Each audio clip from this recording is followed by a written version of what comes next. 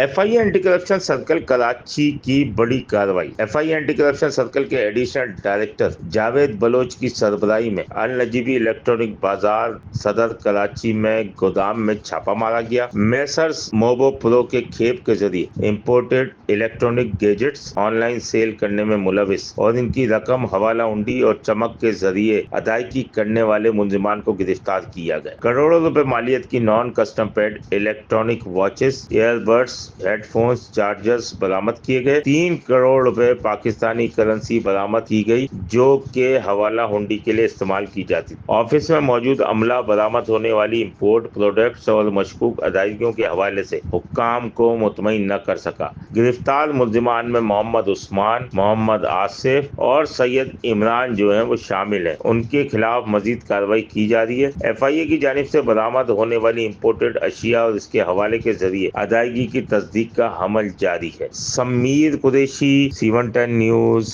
Karachi. C110 news, خبر کی اصل خبر۔